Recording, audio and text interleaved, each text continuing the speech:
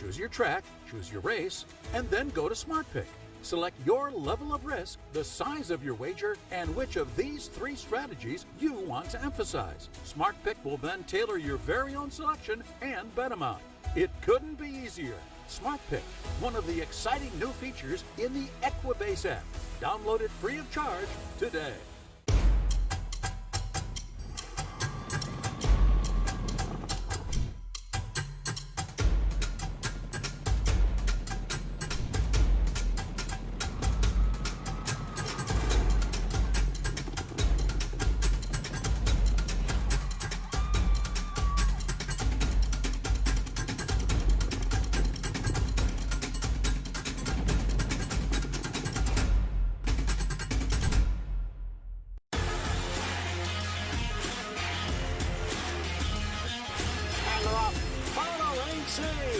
Pouring it on here in the stretch. Impressive to win the Grade 2 Mossberg.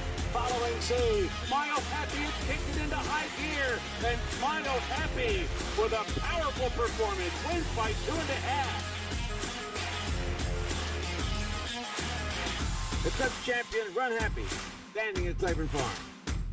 The Equine Line Mare Produce Records online service and apps with every mare, every foal, everywhere. EquineLine.com.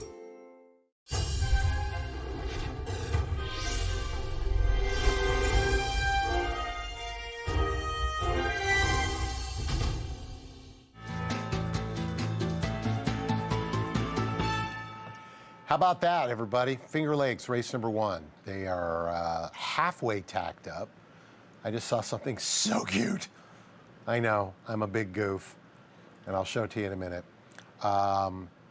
We got about 20 minutes to go for the second over Thistle, 18 minutes to go to the second at Parx, an hour, 59 minutes to be exact, over at Will Rogers.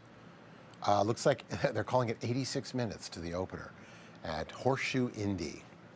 You know that place, Indiana Grand? Yeah, it's Horseshoe Indy now. But what can I tell you? Lots to go on. Yes, I know, tons of people jumping on here on the Twitter. This is fantastic. John Lyons, Big John from New Jersey. John, I can't talk about it on the air. I like my job. I don't want to do this. But all I can say to you is it's above my pay grade. I have absolutely no idea.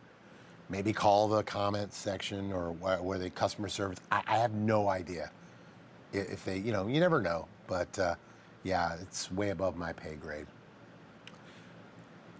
Now, more importantly, like I said, I'm a lover of greyhounds. I adopt them, graysave.org. Look at this. Look at these little babies. You could tell this is not a professional race. These are just greyhounds having some fun. And look how much fun those little dogs are having. Now watch when they turn around. They're like, oh, and then he goes back and goes, wait a minute, I want that. No, what am I doing? Huh? Something's happening? Oh, I want to go around with him. Hold on. It's literally like watching my 2 dogs at home. They go outside and they have a ball. My goodness. I love it. Graysave. Graysave.org. If you've ever thought about getting a greyhound, they're wonderful pets, and they're coming off the racetrack, and they're all vetted out and taken care of, and all they want is a loving mommy and daddy, or mommy or daddy or whoever. Speaking of a loving parent, I'm guessing at some point in his life, and maybe he wants a greyhound. Mr. Chris Griffin, track announcer and handicapper du jour over at Parx, joining us. Chris, good afternoon. Peter, birthday bro, what's going on? Now, can I tell you, my dog, my man Ray, he's my boy, right? He's been to all the racetracks that I've been to. He's been through me my entire track announcing career. I just watched that race. Ray would have just laid down and kind of just rolled over in his back. There would have been no sprinting to a ball. There would have been no chasing anything. He's about as lazy as me when we get a day off. But God, you got to love dogs once in a while, dude, especially when they just love you no matter what. I don't know where we're trying to figure out which UK track that is. But there's going to be somebody going, oh, they're being abused. No, they're having this fun day at this racetrack. Earlier, there had to be 24 beagles that were out there with the guy to the call of the post, and they were just all wagging their tails and having a ball. And then apparently few people decided to bring their greyhounds out, and all they did, I mean, they're not running in a race. This was just having some fun. But I have greyhounds at home, and that's exactly who they are. They just want to run around and have fun. And I love the way the dog beat everybody, turns around, runs back because he saw a toy on the ground, looked up, and then all of a sudden went, wait a minute, where's everybody? Where is everybody? So, yeah. And that's I think that's a great thing, too, that you do, Peter. I've seen you rescue and do the greyhounds and whatnot. My man Ray is a rescue as well, so it's important, and, either he's stuck with me or I'm stuck with him. I think he's stuck with me most of the time. But, I think it's a little of both. It's a little of both, because let's not play like they're not perfect. Sometimes, we both come home and go, okay, who did this? And they look at you and they go, I love you. I love you. Yeah, exactly. Remember that unconditional love thing. But anyway, yes, Monday we're here to kick things off, and we got the first race underway. And Margin of Error, as a handicapping angle, I think I picked Margin of Error the last 3 or 4 times he's run. Today I pick him to finish third, and of course he draws off and wins easily. But he's the type of horse that I think is going to continue to improve as he gets more out of ground, gets older, and we'll just take a look at the handicapping. I don't think you can take much from that race. They really backed it off, 49 and 3 half-mile time. There is a little bit of wind. I mean, we got about 16 miles per hour. It's about a crosswind, so I don't think that's affecting it. We'll see how it progresses throughout the afternoon, and I think we've got some good wagering opportunities later on in the card. The Philly Big 5, we'll talk about that 7th race too when that carryover jackpot comes up. And I wanted to ask you about a horse in this 6th race, if we want to talk about that race, but unfortunately the horse scratched. But I think the question still would remain for me, actually, in this spot. Well, give it to me. I want to hear about it. So in the 6th race, we were going to have an interesting horse in there, Magic in the Moonlight, the one that was scratched out of there for trainer Scott Lake. 2 starts back, the horse had actually run at Santa Anita, had finished 5th behind Taba, which, you would think that was a pretty strong maiden effort. The horse is going to come back in a maiden $40,000 spot, but you watch a lot of the races and cover a lot of the races on the West Coast. The transferring or the moving from west to east when some of the horses go to different, end up at different tracks, end up in different regions. I mean, is there a way to evaluate the strength you think of those performances? Is it just solely the running lines? Is it taking a look at those maiden special weights and knowing how strong those races might have been at Santa Anita and how it would stack up? You take a look at a maiden $40,000 tag at 6 furlongs. That's still a high price tag here at Parx, but that horse 2-1 was probably going to go off shorter than that. I'm kind of interested to see where Magic in the Moonlight will come back. I don't want to focus too much on a scratched horse, but I know you cover a lot of the West Coast races. It's a good point. I just thought, that kind of angle that you take a look at. And I know the horse. I do know the horse, and I know the connections. And this is them. Mark Cohen, Tim Cohen, and their dad. That is the Red Baron Barn and Rancho Temescal. So if you ever see the red silks that has like little circle with the prop plane on the back, like the little World War I fighting one, that's the Red Baron Barn. That's the Cohen family, and Mark Glatt, of course, the trainer. I remember this horse. I remember that February 11th because I do the intertrack, as you know, for Santa Anita. And that was a maiden claiming 200,000. You say, well, wait a minute, they don't do those. They did like one. I've seen that once. I've seen a couple of hundreds and a couple of 150s. And really the reason why the racing office did that is because you say to people, and I mean, this is my opinion, this is a good horse, but we're not good enough to beat the Bafferts, give you other names. The Baltus has got one. Neil Drysdale's got one. Yeah, our horse is just a tick below those, but we shouldn't have to run for 50 or 40. So that's why they came up with those. And then this was an OBS $90,000 purchase. Ran very respectable. So they said, hey, let's go in the maiden special and see how good we really are. Well, as you just mentioned, Taba drilled this group. And the one thing about the Red Baron Barn, they bring a lot of horses in from the UK, a lot of turfers. So I guess they figured with the breeding, which says, turf should be there. They took a shot, didn't work out. So the only thing I'm guessing is they probably have some connections, Scott Lake, one of them, and they just thought, you know what, we don't want to run this horse because now chances are in order to run this, what is this, a 3-year-old? 3-year-old, you're going to have to run for like 50, 40. And they're probably like, look, we don't want to run for that. So if we're going to run somewhere for 50 or 40, we want to know that we think we can win. And that was probably the case with this. Let's bring this horse to the East Coast. I know that a longtime owner you have, Bob Bone, longtime Northern Southern California guy. He and I were chatting a few weeks ago. He was in town.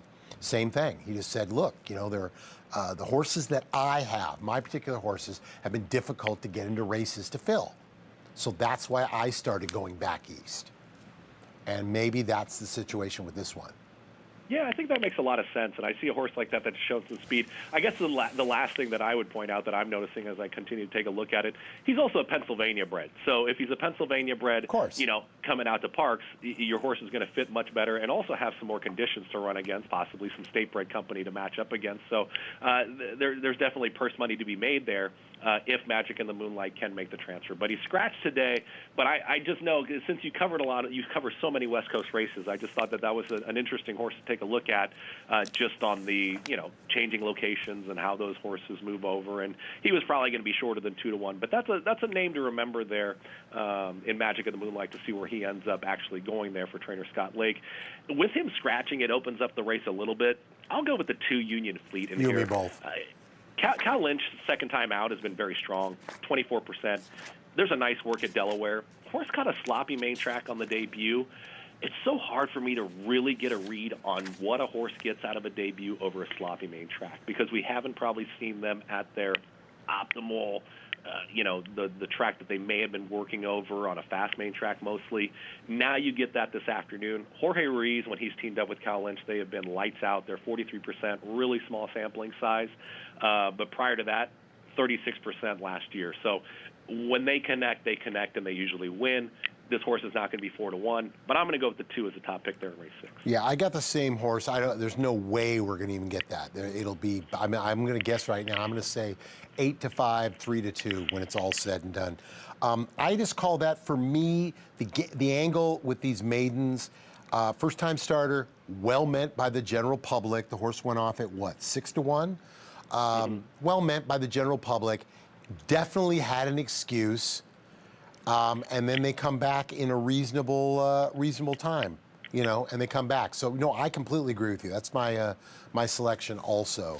I love that angle. And there's also interesting horses in there with the 4. You know, he got bet down to favoritism, actually, as a 2-year-old, and showed some speed and then backed up. You know, it says led empty, is now in for a first-time trainer, you know, first-time start. And Jamie Rodriguez is going to get that mount. So that's a 3-year-old gelding that holds interest. And then you also see the angle that has also worked here at Parx on the 6 Go G's, this 3-year-old gelding, Pennsylvania bred. But he ran at Keeneland last time in 1 mile and 16th. He's going to cut back in distance. He gets claimed for a barn in Bobby Moscow that's really hot. Now they get the horse over here to Parx, and this horse has a chance to step up to the maiden $40,000 level as a PA bred and have a big performance. So there's some interesting storylines there in that 6th race, especially with the scratch of the 1. I thought that was pretty interesting, and we'll see how things do shake out in that 6th. But I saw the carryover jackpot come up on the screen. It really lends to the 7th race, and that carryover jackpot now over $449,000, and that's a tough start to the sequence as well. That's a lot of money, and that'll be coming up in race number 7. Touring Marianne is out, makes it a field of 8. Irie Empress on the outside. More and more I watch him, the more and more I'm really enjoying Dexter Haddock. I just think, you know, he's a strong finisher. He's fearless. He's one of those guys that I think when I see him on a horse, I got to look 2 or 3 times before I dismiss. Yeah, and you hit the nail right on the head. Strong finisher, Dexter Haddock, usually hitting at some prices, too. He's done a very nice job. Paco Lopez is now on the East Coast, though. I mean, he's made that trip up from South Florida, so when you do see him in the program, he's going to take action. 4-1 on the morning line. Again, a horse that I think is going to come down in price. James Ryerson, they claimed the horse out of that effort at Aqueduct. Finished behind a return winner, a 3-year-old filly by Cantharos. She's the top pick in there. I think the one Show 'em Who's Boss, she's got an opportunity there. I'm not crazy about the rail draw for her in there, but that's a tough start to the sequence, and there's some tough races in that sequence this afternoon, so hopefully the bettors can cash some tickets, and it's always nice to talk to you on a Monday, Pete. It's always good to visit with you a little bit. You too, my friend, and, maybe we can make this a regular deal. One of these days, clearer heads are going to prevail. They're going to say, Pete, we're sending you to Parx. Never going to happen. I like it. We will welcome you all and come on out to Ben Salem. We'll have a great time. Never going to happen. Okay. Philly Big 5 jackpot carryover, $449,369. That'll come up in race number 7. Horses out on the track. Mr. Griffin has to go. Chris, always a pleasure, man. We'll talk to you soon. You guys too. Appreciate it. Thank you, buddy. That is Mr. Chris Griffin. Good stories indeed. Horses out on the track as we are looking at the post-parade. Meanwhile, everyone's like, dude, we're going to have to kick into that first at Finger Lakes in just a little bit after we're done with this post-parade. A couple other people jumping in. Coming down the aisle, the real CDTA says, Pete, funny story.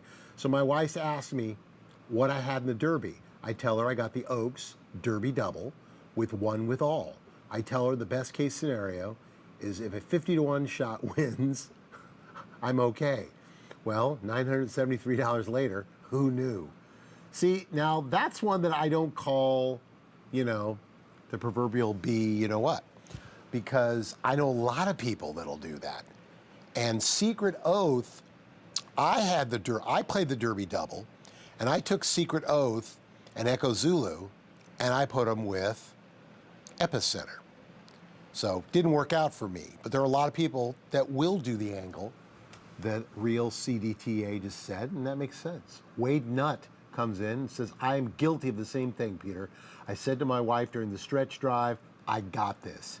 Yep, the racing gods don't like it when we gloat. That's all I can say. Let's get out to Finger Lakes. We owe you this race. Mr. Tony Kalo with the call, 5.5 furlongs, non-winners of 2. Good luck. And there they go. Quick start for Dugout as expected. Take Your Place is showing good speed from the rail, but Dugout is the fastest. A Big Guy strides into 3rd. Dreamer's Boy has the 4th spot. No Entiendo advances into 5th. A shared 4th from the rail. Thesis splits them. He's the last of 6. Dugout going pretty comfortably for him through the early stages. 2-length advantage. Take Your Place 2nd with Hey Big Guy up close and to clear. It's a break of more than 4 lengths. No Entiendo, Thesis, and Dreamer's Boy, and they race to the 3/8. Dugout confronted by Take Your Place in the 2-path, and Hey Big Guy's right there, 3 deep. Dugout still with something left from the rail. It's a break of 5 lengths to Dreamer's Boy, No Entiendo, and Thesis. Dugout turns for home, holding the rail, still with the lead. Take Your Place is 2nd. Hey Big Guy from the outside. That opening quarter was very soft for Dugout. He leads approaching the 8th pole. Dugout the leader at the 8th pole by better than a length from Take Your Place, and Hey Big Guy, No Entiendo vies for 4th. Dugout at the 6th to 8th, still trying to get to the wire. Take Your Place has tested him for quite some time. Dugout in the opener from Take Your Place. Hey Big Guy, Thesis is up for 4th. Good year so far for the 6-year-old son of Adios, Charlie. 10th of 22, 3rd of 9 this year. No. First of the year. This horse hasn't been seen since November of 2021. They had a very good 2021. This is their 2nd winner from 3 lifetime starts up there at Finger Lakes. Get you those prices coming up in a bit. Horses coming out, getting closer to the gate. New follower, I just mentioned him a few moments ago, coming down the aisle, Mic'd Up Sports. Host Mike D every Sunday, 12 noon Eastern time on the Mic'd Up Sports YouTube channel. Come join us. I think I might. I just followed you. So good to have you here. Paddock Park. Let's see. Dressed.